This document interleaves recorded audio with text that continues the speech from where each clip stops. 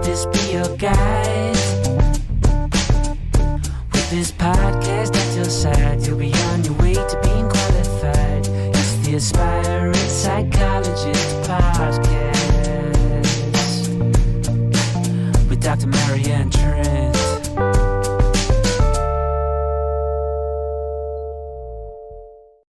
Hi, welcome along to the Aspiring Psychologist podcast. Thank you for listening. Thank you also for those of you who have left reviews and ratings on the Apple podcast app. It is greatly appreciated. And if you haven't done so yet, but you would like to, then please do go along to your Apple podcast app, search for the Aspiring Psychologist podcast, scroll down to the bottom, and then leave your rating. And if you've got a moment longer, leave your review too. That would be wonderfully welcome. People have been finding the podcast really useful. They've also been in contact to say that they have been finding the compassionate Q&As useful too, and the other bits and pieces that I have got up on YouTube on the Good Thinking Psychological Services site too. But of course, my free content is not the only way you can work with me as well. There is also the Aspiring Psychologist membership, and we're going to be opening that up to an additional 15 people on the 29th of April.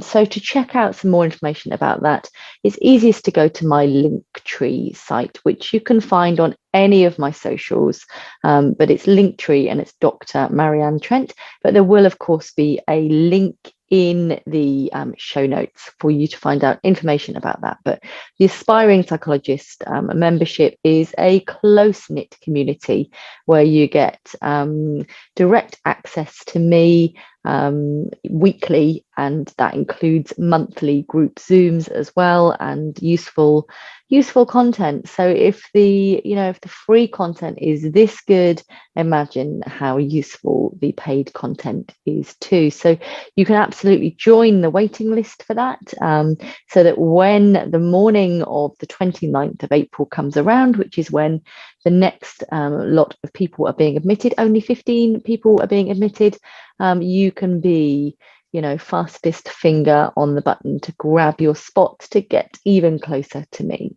If now isn't the time for you to be looking at being part of a membership, then the free content will continue to be here as well, and will continue to be really, really useful. Today in the podcast episode, I am joined by a fellow clinical psychologist. We first crossed paths on Twitter and got chatting there, and I invited him onto the show. I hope that you will find our chat really useful. We've got our guest Steve talking about his journey to training and where he works now, and also a book that he's published, and how acceptance and commitment therapy can be really useful, a really good skill to be learning as an aspiring psychologist as well. So with no further ado, we will get cracking on this episode. Hi, I just want to welcome along our guest for today's podcast. I am joined today by Dr. Steve Jones, and I will allow you to introduce yourself, Steve. Thank you. So I'm Steve Jones. I'm a clinical psychologist working in Sheffield Children's Hospital, specifically in cystic fibrosis and weight management. But I'm also a budding author, shall we call it. So I've written a book called ACT Made Yorkshire, which is acceptance and commitment therapy, but written through a Yorkshire lens, with all that entails. I love the sound of it. I might need to check that out. Thank you so much for joining us. And it's really nice to have a fellow qualified clin psych on the show, but also, fellow author too, which is lovely. Could you tell us a little bit, talk to the audience about your journey to becoming a clin psych, if that's okay? Yeah, of course. So it's a bit meandering, so hopefully this is useful. Because I know everyone has such a different, it feels like everyone's got a very different journey, but yet there's this stereotype that there's only one way at the same time, which is strange in of itself. So I went to Sheffield Hallam University, which is an ex-polytechnic, so it's not one of your older red brick unis. And I did psychology there. While I was doing that, I got a bit of a taste for things sort of neuropsych and psychobiology, that type of area. And I didn't really know what I wanted to do at that point at all. I was just, I'll see what happens. And I managed to get onto a master's in cognitive neuroscience, which was right up my street. And I thought, I'm going to end up doing pharmaceuticals or sort of working in the more neuro side of it, because I'm fascinated by it and absolutely love it. And I got a first job as a support worker just to support me, because I was doing that. So I did my master's part-time. So I did it over 2 years and worked at the same time so I could afford to do it and gain a bit of experience as well, but essentially I had to pay my way through masters. And as I was going through it, working as a support worker, one of my tutors, a lady called Naira, I remember being sat around just sort of your communal area in uni, and she just went, "Steve, what do you want to do after this?" I was like, "I don't really know, to be honest." I said, "Well, I don't think you'd like my job, would you?" And they were like, "What?" "No, I think I would. I think that's what I'm doing, isn't it?"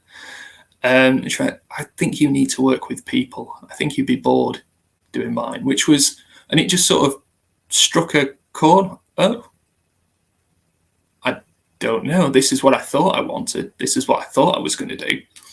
And then from that, I just started looking into clinical psychology, because I'd always enjoyed sort of supporting people. I know enjoy is an interesting word to use, but it's something that matches with what's important to me, my values.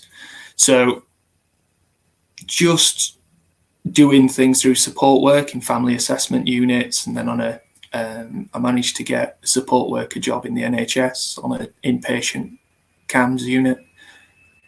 And then from there, I just thought, well, no, let's go all in. Let's give this a try.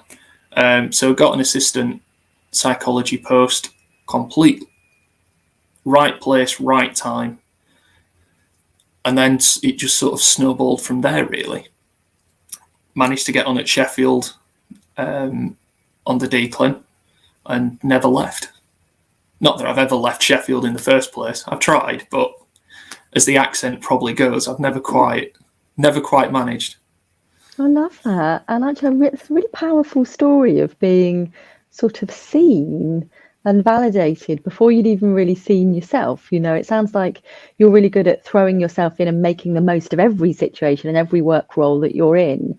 But actually to stop and take a moment and think and take stock about what you want for the future and what that might have looked like. It sounds like a really important moment.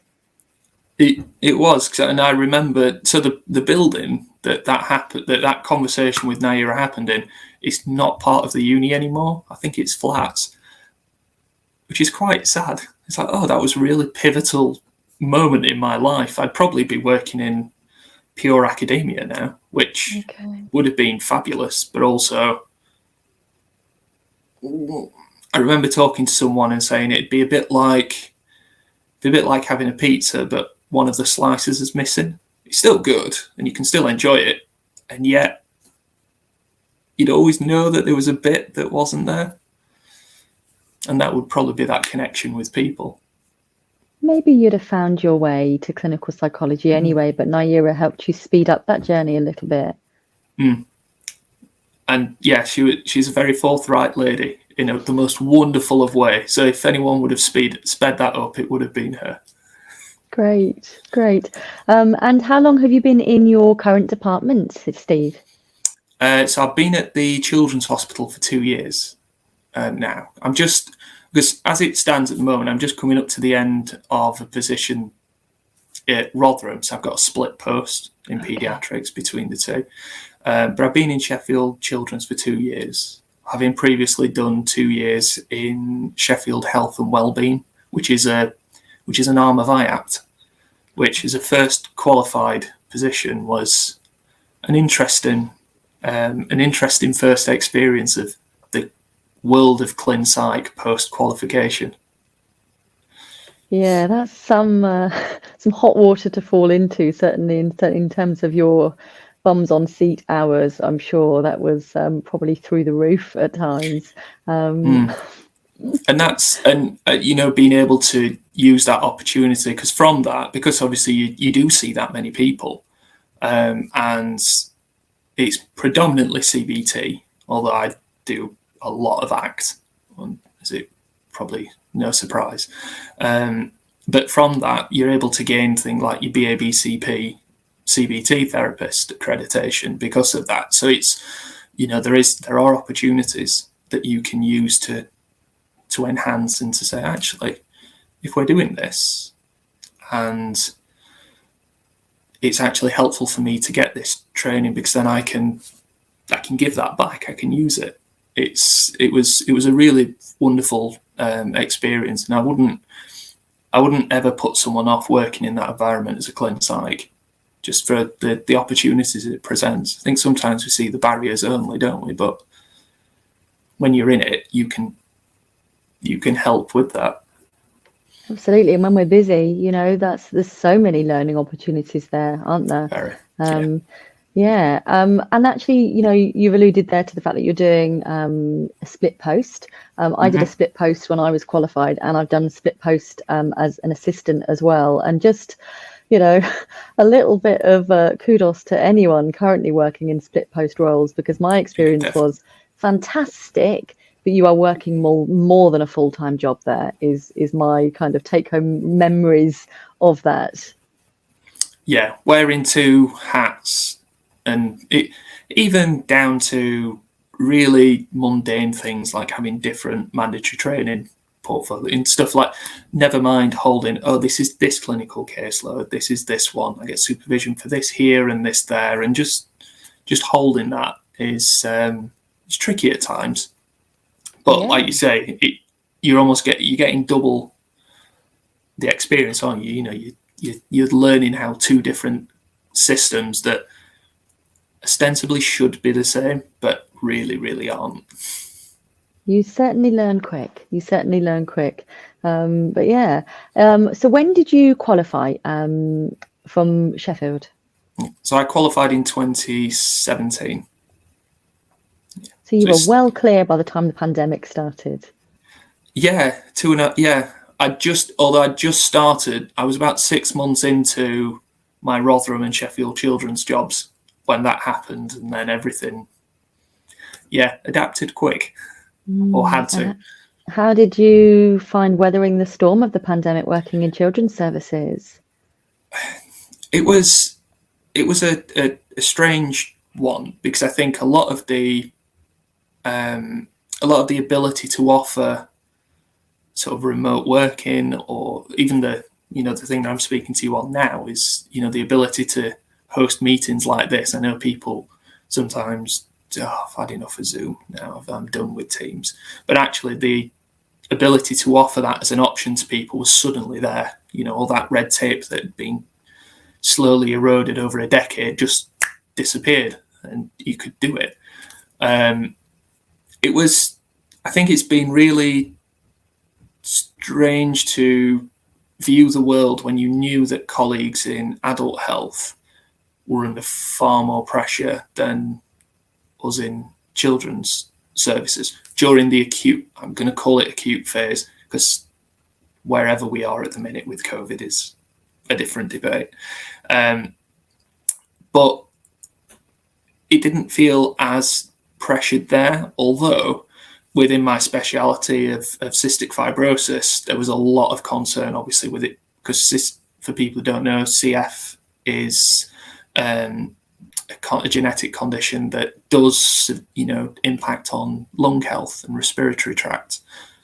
And obviously, when COVID first came, the headlines were, it's a respiratory condition.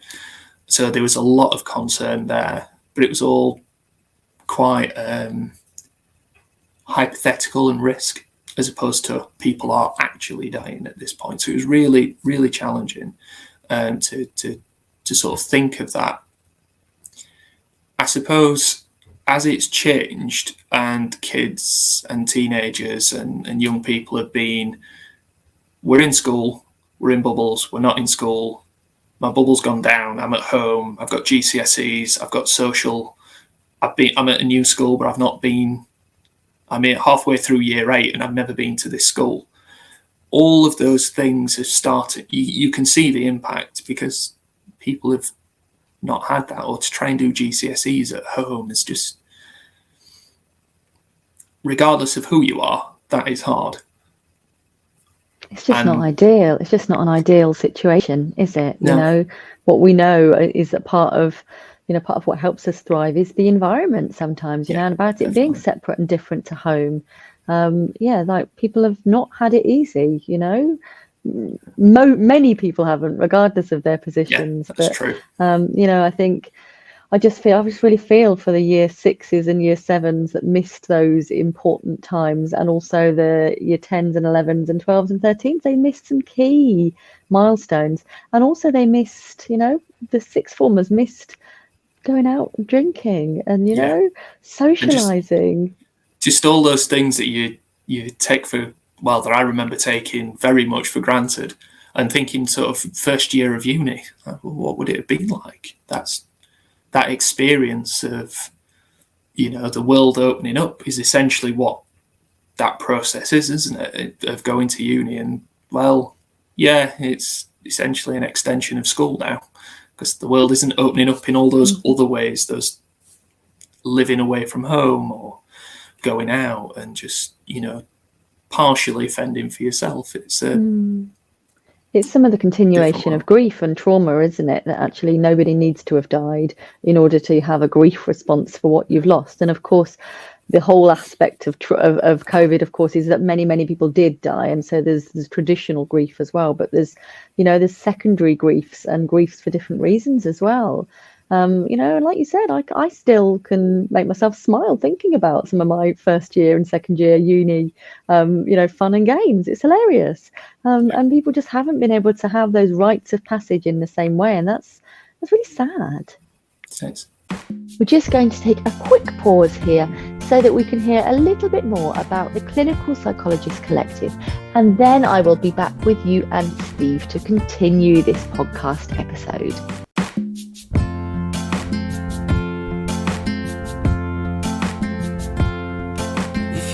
To become a psychologist, then let this be your guide, filled with lessons and experience that will help you get qualified. So come and take a look. It's right here in this book. It's the Clinical Psychologist Collective. It's the Clinical Psychologist Collective.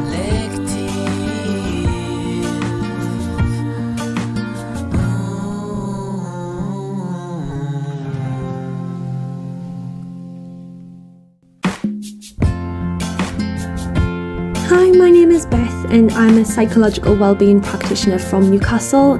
I just wanted to say the biggest thank you to the contributors of the Clinical Psychologist Collective book.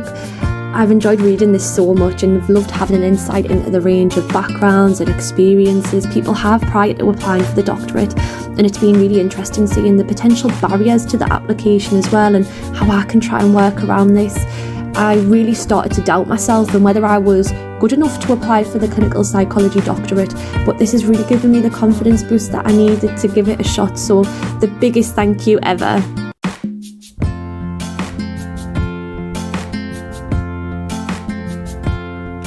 If you're looking to become a psychologist, then let this be your guide, filled with lessons and experience that will help you get qualified. So come and take a look. It's right here in this book. It's the Clinical Psychologist Collective. It's the Clinical Psychologist Collective.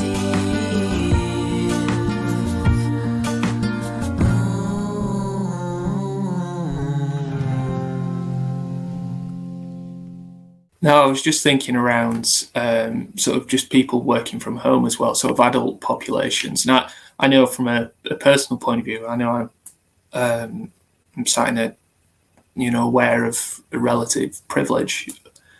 I was sat on a bed using my laptop for designing pieces of sort of promotional and self-help type work at home, because I thought, oh, this will blow over. I don't need to buy a proper desk and a proper chair. I'll be fine. We don't need that. Took about 8 months before I bought a desk, at which point my back was in splinters.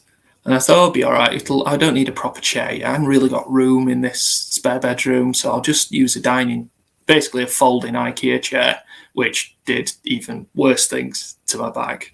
Finally get a proper chair, and now I'm back at work most of the time. So you can, hold on. And that's, for people who might not have had the options to do, to say, I've had enough now, I'm going to get a chair. That's a huge amount. And, being able to come downstairs and have a cup of tea between every meeting or every bit of work is fabulous for about a month. And they think, oh, right, okay, I'm probably overdoing the caffeine now. Let's turn it back a bit. Once the novelty of a hot lunch wears off, Yeah, definitely. Realising my electric bill's going through the roof. Oh, yeah, absolutely. There's energy trauma as well, isn't there? It's a whole new kind of hardship as well. But maybe you could use that desk to write your second book, Steve. But let's think a little bit about the first book, baby, if we can. So you were telling me just before we started that it's quite new. It's quite recent. Yeah, it's the idea of it only came about, properly about a year and a bit, maybe a year and 4 months ago. And it's been released about 4 months now, just before Christmas. So yeah, it's still new. It's still a baby. Congratulations. When I published my first book, one of my Facebook friends said, may it soar high, and sent me an image of a bird. And I think it's really lovely.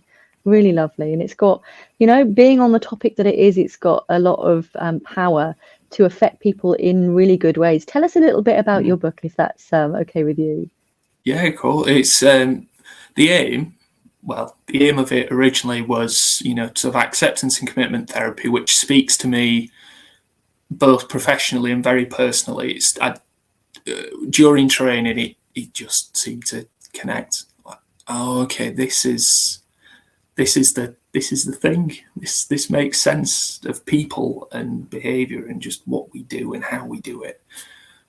Living a life that is important to us in the context that we find ourselves was just really powerful. It's not about pathologizing. It's not about saying that something is wrong. It's okay. Is it working for you? Is it workable? How can we do that? So it comes from a place of passion in that respect. Essentially, it's a book that tries to communicate ACT to myself before I did any of my uni work. So it's essentially to the working class kid who grew up sort of not in any sort of with any sort of aspirations of doing what I'm doing now. It's to him. And I know that psychology is often it does have stereotypes. I'm now going to use the collective noun here, realizing there are exceptions, but we are generally quite a privileged middle class population. And to be able to speak to people without all the pretense and trying to really cut through some of the language and some of the words that we as psychologists sometimes hide behind. That was what I wanted to try and do. So taking things from ACT and translating it into sort of stories about a greyhound track or a chippy tea or sheep shearing, just stuff like that, to try and, well, actually, it doesn't have to be you don't have to feel tired after reading a psychology book. Hopefully it's funny. It's my humour, so it's funny to me, but, you know. So that's essentially what I've tried to do. There are, you know, there's quite a few exercises in it, quite a few things that I've adapted from elsewhere, but essentially it's just me talking to myself when I was younger. I love that. And actually the term Chippy tea resonates with me as well, because I went to university with some Northerners, and I'd never heard the phrase Chippy tea until I hung around with them. But now it's just a thing that it is, you know, we go for Chippy tea now. That's like, yeah, but it rocked my world hearing it, because for me it was always fish and chips, you know. Yeah, but Chippy tea, that is definitely a northernism. And if you are talking directly to our aspiring psychologist audience, why is ACT such a good framework and theory for them to get their head around and start using for their own lives, but also perhaps for the clinical work with others? Yeah, it's a fabulous question. So I can roll it right back that if I want to give the really, you know, the dullest answer I can, the amount of RCTs that are coming out within ACT is just going up ridiculously fast, and they are showing that this is an effective form of therapy, an effective form of thinking about the human experience. So that's the driest answer I can give. The more colourful one is that being able to really tap into what is important to you, not what is important to your parents or to your partner, to your teachers, to anything like that. It's what is important to you fundamentally. And then when you've answered that, ask yourself why that's important, because there's probably something else under that why. What is the driver? And thinking about the idea that your mind will give you things that are hard. Your mind is designed to be a threat detector. Your mind is designed to look for things to try and keep you safe. That it's not doing that through spite. It's not doing that because there's something wrong. It's doing that because it is a human mind. Now, obviously, there are extremes to that, and there are things that, you know, are incredibly difficult for people to experience. Being able to sit in a room with someone who, most of my work's been in physical health. So whether that's palliative, chronic pain, general health, there's something about sitting in a room with someone and being able to say, okay, these are the things that you find difficult. That's all you've spoken about. You are more than that. You are more than your pain. You are more than the things that are difficult. Who else are you? What else is there? And what are the common threads through that? Being able and using that to be able to make someone's life bigger. So we're not just going to fight to get rid of the things that we might not be able to change. So if you're in huge amounts of pain, you might be in huge amounts of pain. I'm not going to talk that away. It might never go away. And if it doesn't, okay, how do we make life bigger? Because otherwise you're trying to push a wall over that's not going to move. So not only are you going to be in pain, you're going to be probably angry and frustrated that you can't push the wall over, to use that as and there's just something about it that just really resonates. The idea that, okay, does what you're doing work? If it works, keep it. If it doesn't work, bin it. Try something else. And that's essentially it, which is where the Yorkshire thing came from, because me and a supervisor at the time, we joked at a conference about I could pretend to be a client, but really ham up the Yorkshire side. And essentially it came out to the, be right, get on with it. Hold on, no, that is what I'm actually doing therapeutically in a more subtle way, but that is essentially it. It sounds like what you're doing there is almost putting ideas on their head and seeing if the bonds hold, seeing if it kind of really makes sense, whether we really need to do this, whether we can accept that it's always going to be this way, or whether it could be different. And to, it's that idea of accepting what you can control and what you can't. And the word acceptance has radically different meanings to people. So often, the way that I often talk about it is that acceptance can feel a bit white flag, feels a bit surrender. I'm just going to hold my hands up and accept it.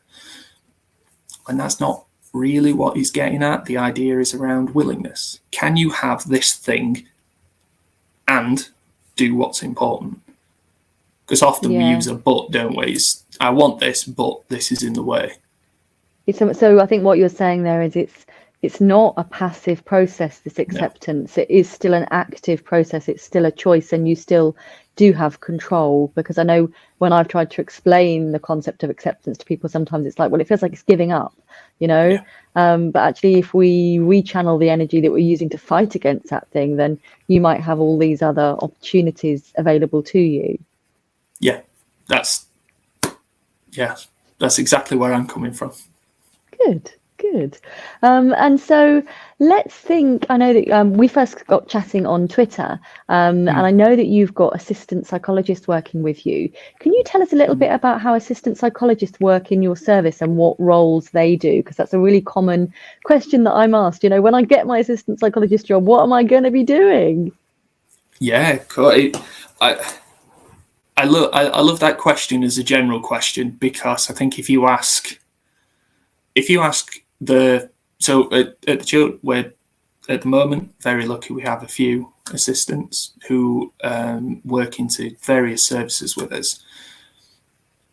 I think if we ask them, I think all of their jobs look different, and that's just within one service, never mind different trusts or with different supervisors.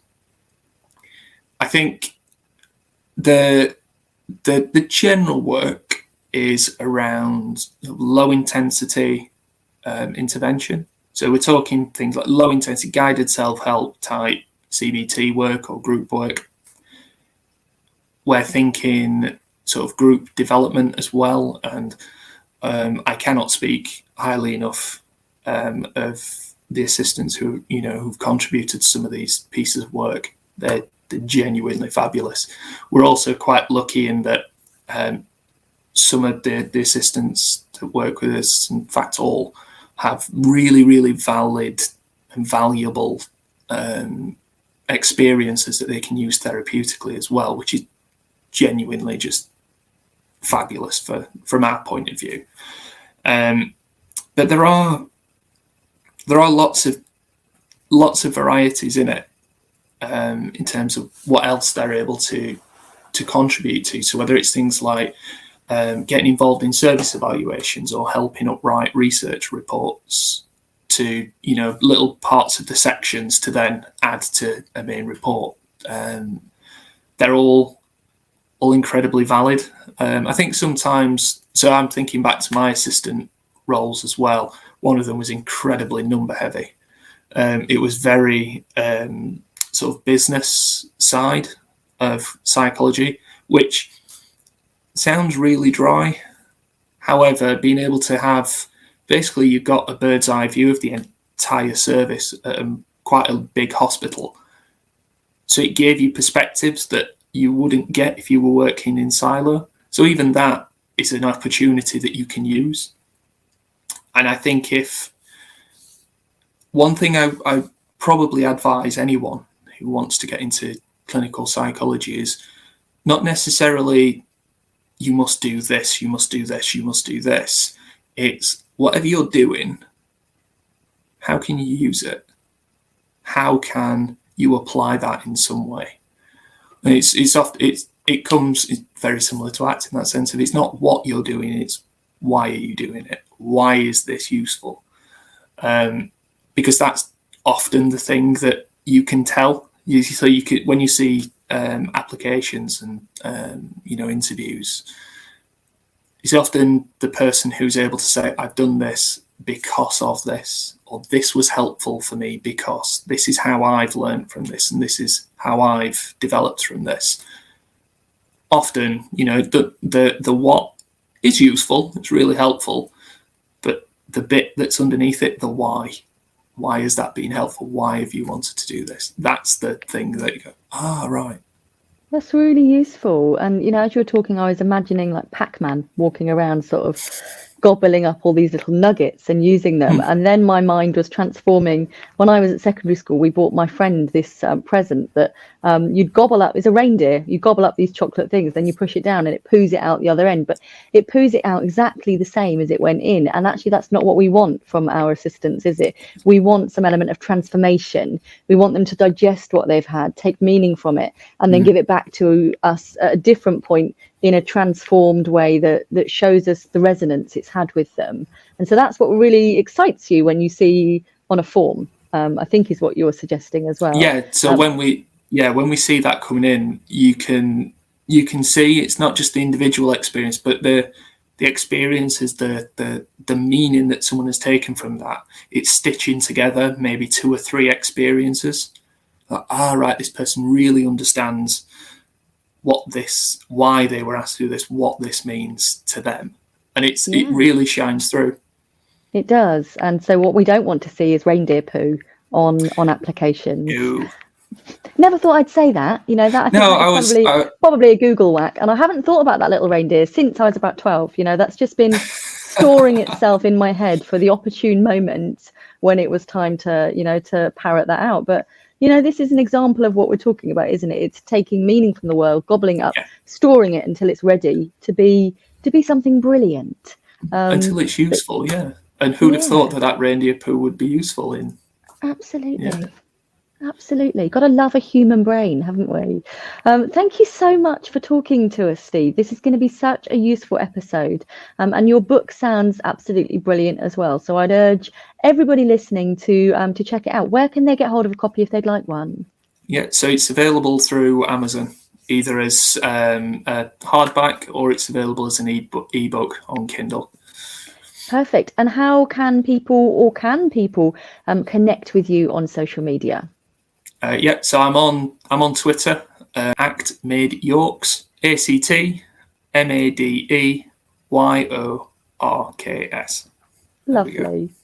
Imagine if you said, no, I'm not on Twitter after I've already ousted you as being on Twitter. Yeah, I know. I'm trying to keep it low profile. But thank you so much for joining us. And I will pop all your contact details in the show notes as well. Thank you again for your time and for, listening to my random request when we got chatting on Twitter. Do you fancy coming and doing a podcast episode? And you said yes. My absolute pleasure. Thank you for the invite. And yeah, if anyone wants to connect and ask questions, please feel free. Perfect. Thank you so much for your time, Steve. My pleasure. Thank you. Thank you so much for listening today. I hope you have found it helpful. You can get in contact with me. Basically, I'm in most places. I am now Dr. Marianne Trent. So that is the case for LinkedIn. That is the case for Twitter. That is the case for Instagram. The only places that I am not that are on Facebook and YouTube. And that is Good Thinking Psychological Services. So come and connect. I'm also on Linktree as Dr. Marianne Trent. Or I'm also on TikTok as Dr. Marianne Trent too. So you can come and look at all the different ways of working with me. Directly from my Linktree or from any of my socials for that matter. Thank you so much. Please do take a moment to rate and review us on the Apple Podcast app.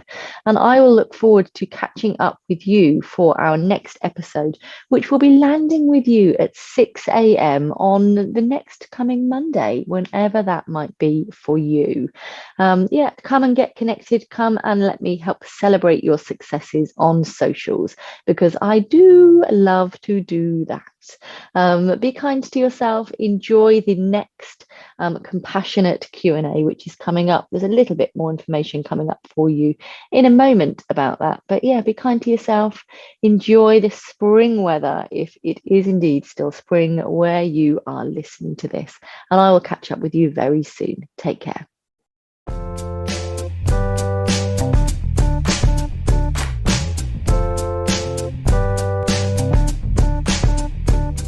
If you're looking to become a psychologist, then let this this be your guide. With this podcast at your side, you'll be on your way to being qualified. It's the Aspiring Psychologist podcast with Dr. Marianne Trent.